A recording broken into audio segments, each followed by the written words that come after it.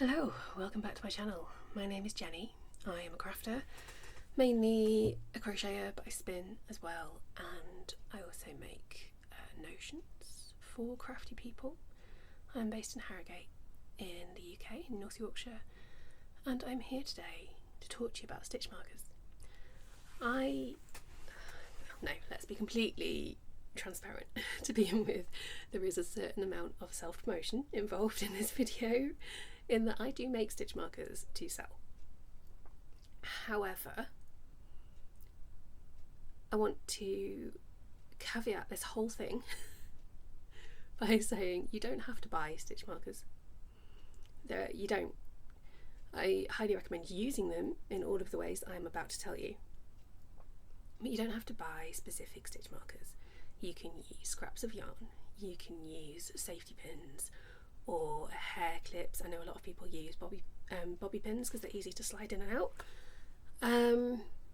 What else do people use? All kinds of things, whatever you've got to hand, anything that will hook into your work, preferably something that will lock for certain situations. But yeah, it doesn't matter what you use as long as it is going to stay put for as long as you need it to. That said, there are several types of stitch markers that you can buy, including my own, and I'm going to show you a few and just talk you through how I use them, how other people that I know of use them, just because I get asked about them a lot when I take them along to craft markets. Okay, a lot of the people who go to those markets aren't necessarily crocheters, knitters, so on, but even some who are will ask, what is a stitch marker, what do you do with it? So I thought it was a good idea just to put together a little video explaining how I use them. This is not none of this is mandatory. You don't have to use them in the way that I do. These are just suggestions. Just to give some examples of what to do, what they are and how they work. The other thing to say is that I will mostly be talking about crochet here because that's what I know. Most of the things I'm going to say can also be applied to knitting and to other fibre related crafts. Not everything can, and I'm sure there are other ways to use them in those other crafts that I won't mention.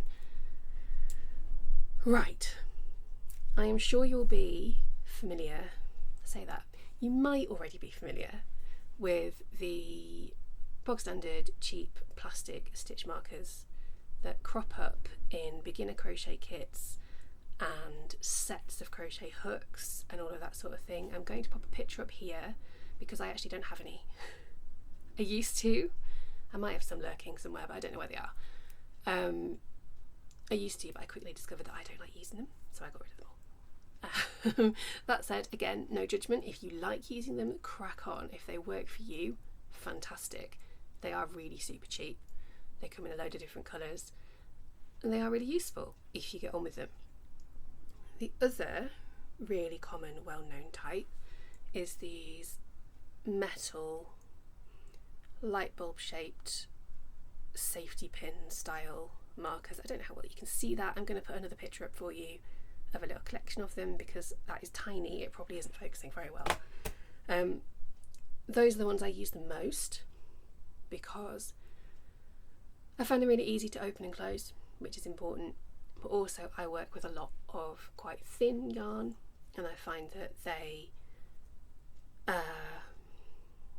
can get them in and out of the stitches without pulling at your work, without widening the holes, all of that kind of thing, which is important to me. So how do I use them? A bunch of different ways. I've brought a couple of projects in with me to try not to get tangled in yarn while I'm talking about this. These are works in progress because of course once I've finished a project I usually don't need the stitch markers anymore. So I've got two in here. Let's see how well I can show you. I have there, oh there you go, got one of the light bulb ones that I just showed you just here. That one is to mark the beginning of my row because I'm working in the round on this project. There is no working in a round and in a spiral, so there is no defined start or end of row that can be easily spotted without using a stitch marker. So this is probably the way that I use them the most, to be honest, because I work in the round quite a lot. And it's just really useful. I know that that is the first stitch of this round. So when I get back to here, that will be the last stitch. And then the new round will start again, and I'll move it up to that next stitch that I make. I've also got here one of my own ones. It's one of the ones I made when I was still figuring out what to do with polymer clay. So it's a very simple one. It's not one of my nice decorative ones that you'll see these days. Just using up a bit of scrap clay. Nice bright colour though. And I've got this one in here because this is where I've stopped working. And although it's not a big deal with crochet, I don't want my work to come undone. If I pick this up, or my little boy picks it up, or my cat gets into it and moves it and the yarn pulls, if that's not there, some stitches are going to come undone, potentially all the way back to here, and then that stitch marker won't be useful anymore because it will just be hanging off a loose bit of yarn. I won't know where that beginning stitch is. So I've got a locking stitch marker in here to make sure that, let's see if I can demonstrate for you. If I loosen this loop a bit. Right, to make sure that if that working yarn is pulled, that's as far as it can go. It's not going to go any further. So my work cannot come undone. Again, I use them like this on every single project, no matter what I'm making, no matter how long I'm putting it down for. If I've stopped working on it, a stitch marker goes in that working loop, and then I know when I come back to it, it's going to be at the same stage I left it at. So that's those. Another project over here, just a little scrappy one. You might have seen me working on this in the occasional Instagram picture. Or reel. This is my while I'm editing videos project, so I'll probably get back to it in a minute. And I've wound this yarn up too tightly. I can't pull any more from in there anymore. That's not helpful. So again, I've got one of these, another one of the ones that I have made. There's a little heart there. I don't know how well you can see it. Hopefully you can see that. It's just another one in there to keep that working loop nice and secure. It's not going to come undone.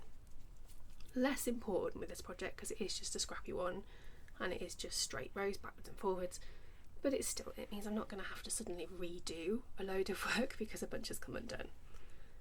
I've also got a little light bulb marker at each end. This is again to mark the ends of my row, so I know when I'm working along which one we're going at the moment.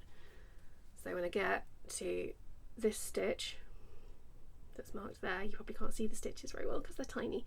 When I get back to the stitch that marker is in, that is the last stitch of the row, I can turn my work and work back the other way. Again, it saves having to count every row. It means that I know, as long as I've got one stitch in every stitch, if that makes sense, I've got the right number for that row. I will still count every few rows to double check, but it means I'm not having to count every time, which saves a lot of brain power. I have a fourth marker in this project. Again, I don't know how well you'll be able to see it, but there's one just above my fingers there. Just another of these lightweight, light bulby ones. This is because this is a very long strip of crochet. And I need to keep count of how many rows I'm making because I'm making several long strips that will all be put together. I need them all to be the same size. So the marker that's in here is put in at the last row that I counted.